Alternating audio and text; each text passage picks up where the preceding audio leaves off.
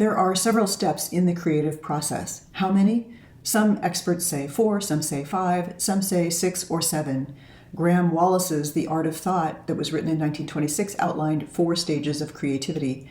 James Webb Young's A Technique for Producing Ideas, written in 1939, identified 5 steps. Raphael DeLuzio identifies 7 steps. So creativity experts use different names for the steps. I like to break it down into 6 steps, and I will outline them for you. Right now, I encourage you to practice these steps using an everyday type of creative question that you're facing. It doesn't have to be something huge. Just start with an everyday question like what to give your friend for her birthday. What is the next blog post you're going to write? Where should we go for a weekend away? Something of that magnitude. So the first step in the creative process is to frame the question or the problem that you are solving.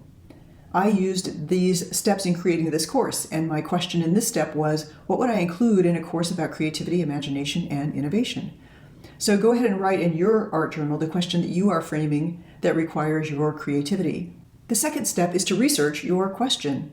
There are so many ways you can do research, and I really love this phase of the process. I know a lot about creativity, imagination, and innovation from being in corporate life and from being an artist, but this part of the quest is to become more knowledgeable. Of course, explore the internet, read books and articles.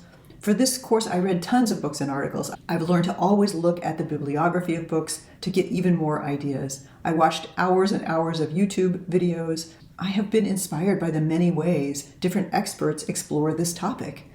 This is the phase where you dig, investigate, be willing to listen and learn from other people.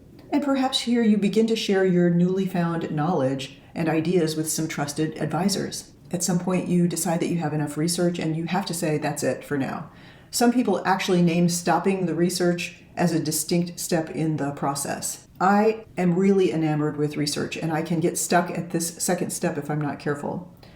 Beginning to create doesn't mean you can't augment with more research as you go, but at some point you have to stop actively researching. The third step is gestation or incubation. In this phase, you step back and you give your creative question some space. It's a state of detachment. Just let it stew. Let it be in the back of your mind. Keep nurturing the information while you hold the problem gently in your mind. This is where you might apply some divergent thinking around your topic, where you begin to think like an artist and keep playing with the problem in fresh ways with a different perspective, using mind mapping, brainstorming, automatic writing. Just keep playing, expanding your horizons. Let that settle for a while. Let that gestate. Let it marinate. I played with this topic for about 9 months after I started doing research. Step 4 is a breakthrough moment. It's the big aha. So if everything goes well, you might have this eureka moment where something coalesces in your mind and you get a clear indication of how to move forward. Some call this phase illumination. The realization from the past stages combine to form some kind of breakthrough. And when those wonderful moments come, capture them, write down your ideas, dictate them, draw them, mind map them, illustrate them, capture them somehow. I began to get some synchronistic events that occurred where the right article would pop up or somebody would send me a link to a YouTube video on creativity. And when that starts to happen, that's where it feels like eureka. I just woke up one day knowing where to start, and I began to link ideas from the research, and then I really knew I was ready for the next step. It's time to take action. It's time to really begin. In this next phase, you really move from thinking to doing. Some call this the actual creation or composition phase. For me, in making the course, taking action was doing things like writing the course outline, putting my ideas on paper for the videos I would make, actually getting in front of the camera to start making some videos.